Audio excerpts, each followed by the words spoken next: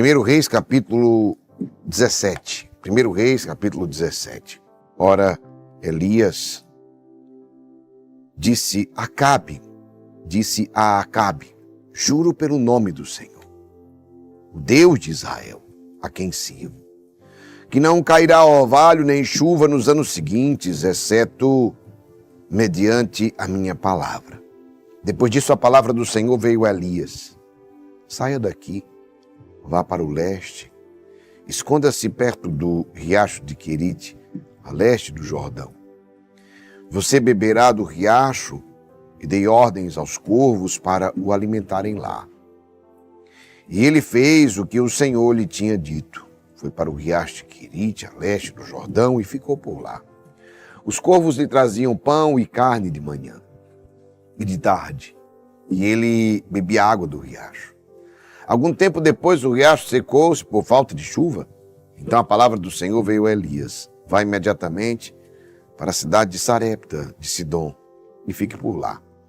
Ordenei a uma viúva daquele lugar que lhe forneça comida. E ele foi. Quando chegou à porta da cidade, encontrou uma viúva que estava colhendo gravetos. Ele a chamou e perguntou: pode me trazer um pouco d'água numa jarra para eu beber? Enquanto ela ia indo buscar a água, ele gritou: por favor, traga também um pedaço de pão. Juro pelo nome do Senhor, o teu Deus. Ela respondeu: não tenho nenhum pedaço de pão, só um punhado de farinha, num jarro, e um pouco de azeite, numa botija. Estou colhendo uns 2 gravetos para levar para casa e preparar uma refeição para mim e para o meu filho, para que a comamos e depois morramos. Olha que forte isso. Elias, porém, lhe disse: não tenha medo, vá para casa e faça o que disse. Mas primeiro, faça um pequeno bolo com o que você tem e traga para mim. E depois faça algo para você e para o seu filho. Pois assim diz o Senhor, o Deus de Israel: a farinha na vasilha não se acabará, e o azeite na botija não se secará até o dia em que o Senhor fizer chover sobre a terra. Ela foi e fez conforme Elias lhe dissera. E aconteceu que a comida durou todos os dias, para Elias e para a mulher e a sua família. Pois a farinha na vasilha não se acabou, e o azeite na botija não se secou, conforme a palavra do Senhor proferida por Elias. Palavra do Senhor. Deus está dizendo para mim e para ti: eu cuido de você. Viver sob a providência divina, viver abaixo da providência divina, é saber que Deus cuida de mim. É saber que Deus cuida. E Ele diz para nós, inclusive: considerai como crescem os lírios do campo. Ei, meu irmão, Deus cuida de nós. Quanto maior a necessidade, mais a presença de Deus na sua vida. Quanto maior a necessidade, mais forte a tua experiência da providência divina agindo poderosamente. E eu vou dizer para você, nos momentos mais difíceis, sabe quando é que a gente mais sente a providência divina agindo em nossas vidas? No momento mais difícil. Quando está tudo muito bem, a gente nem percebe. Geraldinho, quer dizer que só é no momento difícil? Não. No momento próspero, abundante, aí é que a providência de Deus age, mas a gente não percebe. Porque a gente não está precisando, está sobrando.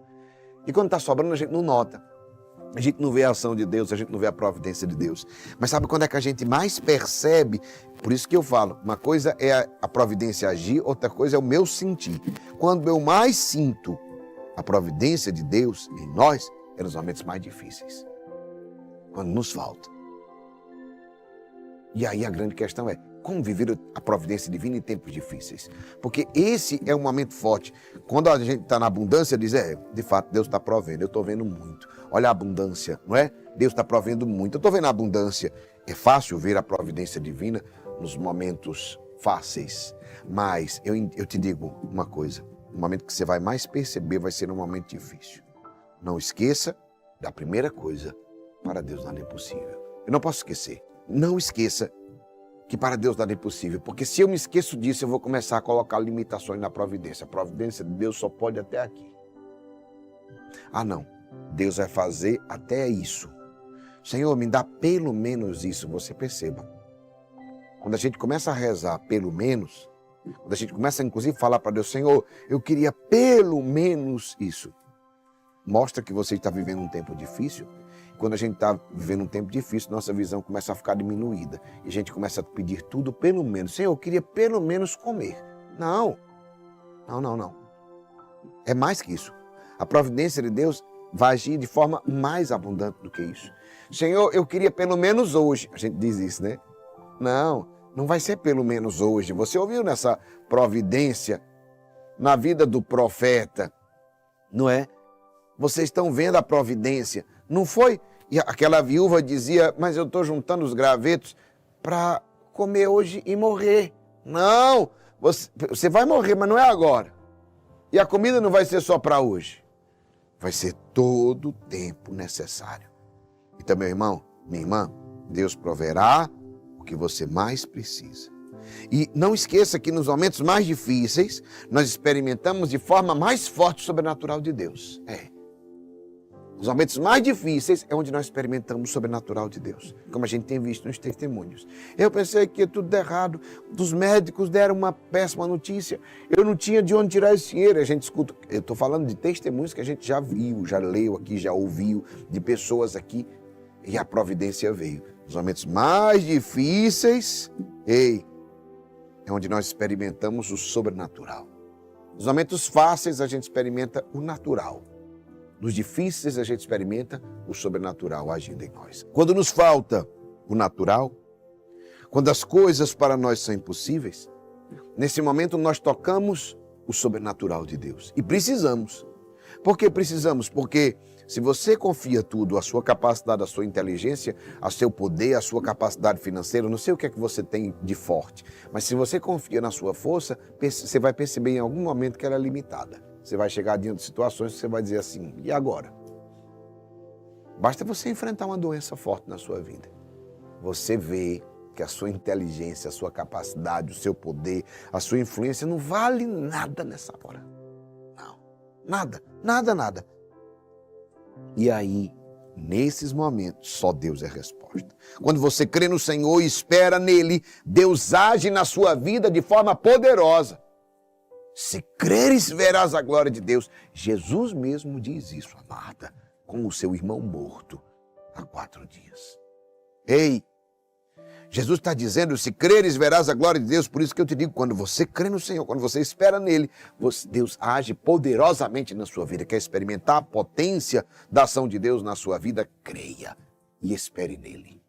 Não se afaste do Senhor, nem para a esquerda, nem para a direita. Permaneça firme no teu propósito. Em tempos de guerra, em tempos de seca, em tempos de crise, em tempos até de cheia, nesse tempo, o que Deus vai te providenciar?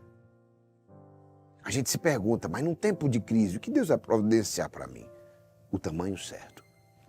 Deus vai providenciar exatamente o que você precisa. Guarde essa palavra. Deus vai providenciar exatamente o que você precisa. Diga agora, você mesmo, escreva. Deus vai providenciar exatamente o que eu preciso, na medida. Tempos de crise não são tempos de fartura. São tempos de providência no limite. O que eu preciso naquele momento. E isso é lindo, porque a gente precisa ver com os olhos da fé. Os olhos humanos a gente só vê a catástrofe. Mas com os olhos da fé, sabe? Nós vemos o sobrenatural agindo exatamente no meu limite. Nós vimos isso. Para que a providência atue em nossas vidas, é preciso confiar e obedecer à voz de Deus. Vocês percebam que o profeta faz o quê? Ele confia e obedece à voz de Deus. Olha, o que acontece? A palavra do Senhor veio a Elias. Saia daqui. Entendeu? Vá para o leste, perto do riacho de Queride. Você beberá do riacho e dei ordens aos corvos a te alimentarem. O que é que ele faz? E Elias fez o que o Senhor lhe tinha dito. Preste atenção no movimento. Se Elias tivesse ficado, morreria de fome. Em tempos de crise, eu preciso obedecer à voz de Deus. Lembre disso que eu estou falando para você. Claro que sempre eu preciso obedecer à voz de Deus. Mas em tempo de crise, para você experimentar a providência, você precisa obedecer à voz de Deus. Sabe? Você precisa obedecer, primeiro precisa confiar. Só obedece quem confia. Quem não confia não obedece. Você precisa confiar que a providência de Deus vai atuar na sua vida. E segundo, obedecer, porque Deus vai dizer certas coisas. Sai daqui para lá.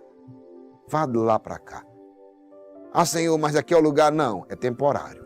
Vá. Às vezes Deus está dizendo, vá para lá, aí você vai. Aí você diz, é para sempre? Não, é temporário. Isso aqui é uma fase para você chegar na próxima fase. Assim ele fez com Elias. Agora você precisa dar passo em direção a Deus. Se você dá um passo em direção a Deus, ele dá 10 em sua direção. Eu costumo dizer essa frase que ela é muito forte. Dê o passo que Deus dá o jeito. Dê o passo que Deus dá o jeito. E é verdade. Quando eu dou o passo, Deus dá o jeito. Esta palavra nos mostra como a providência divina age, nos providenciando o que nos é necessário. Vocês viram exatamente esse movimento de providência com Elias é muito forte. Vá para lá, vá para cá, não é? Isso daqui eu acho assim extraordinário essa palavra. O ribeirão seca, Deus manda Elias andar onde? Quilômetros. Vá lá para uma viúva. Tem coisas que parecem absurdo. Quem vai manter Elias, a viúva? Como assim, Senhor? Como assim? A mulher não tem nem para ela. Eu vou te dizer, o obedecer à voz de Deus, o confiar, muitas vezes nos leva a umas situações de realmente ser provados na fé. Ou você crê, porque tem coisa assim, Senhor, mas não tem sentido, Senhor. Por que eu vou fazer isso, Senhor? Não tem sentido. Às vezes o Senhor nos propõe, pode parecer até um absurdo, mas abandonar-se na divina providência é um pulo no escuro, na certeza da fé. E quanto mais a gente se abandona na fé, mais a gente experimenta a providência e a ação sobrenatural. Naquele tempo, nos momentos de crise, quem sofria primeiro, quem morria primeiro? As viúvas. Entenderam? Naquela época era assim. As viúvas morriam primeiro, sofriam as maiores consequências. E eu digo para você, como é que Elias vai ser sustentado por uma viúva que, no caso daquela época, eram as mais vulneráveis? Meus irmãos, às vezes parece que os planos de Deus, para nós, humanamente, olha, não tem sentido. E isso nos provoca um questionamento. Meu Deus, o que será que o Senhor planeja para mim? E eu te digo, prefira acreditar no absurdo de Deus do que na mentira do maligno, o enganador. Você vai ficar rico do nada. Não acredito na mentira do enganador, do maligno. O maligno faz essas propostas para a gente. Os malignos, eu costumo sempre lembrar daquele filme, O Motoqueiro Fantasma. Seu pai vai ser curado hoje. Vai, do câncer. E ele faz um pacto de sangue com o demônio. E o pai dele, de fato, acorda curado. À noite, o pai dele vai para uma apresentação e morre de um acidente na moto. Mas a gente combinou, ele disse, não, disse que seu pai ia ser curado. O pai morreu mais rápido. O demônio, essa é a enganação do maligno. Parece que resolve tudo e não resolve nada. Então eu vou dizer para você, eu prefiro acreditar no absurdo de Deus do que na mentira do enganador, do maligno. Deus bolou um plano de amor para Elias e Deus tem um plano de amor para você. Sim, esse plano não vai falhar, por mais que pareça absurdo e talvez realmente seja até absurdo para a nossa capacidade de compreensão. Mas Deus age na vida daquele que tem fé. Olhe para o Senhor. Ele não quer que você perca a esperança no tempo da dificuldade, da crise, da escassez, da seca, da enchente. Não. Esses são os olhos humanos de quem não tem fé. Você vai experimentar exatamente isso. Uma palavra me queima no coração, no final desse versículo, desse capítulo 17. E aconteceu que a comida durou todos os dias para Elias, e para a mulher, e para a sua família. Pois a farinha na vasilha não secou, não se acabou, e o azeite na botija não secou. Ela só tinha um punhado de farinha na vasilha e um pouco de azeite na botija. E nunca acabou. Essa é a providência que nós experimentamos no momento de crise. Não é sobra, mas é exatamente o que eu preciso. É a não vai faltar. Quanto mais você se abandonar, mais você vai experimentar essa providência na sua vida.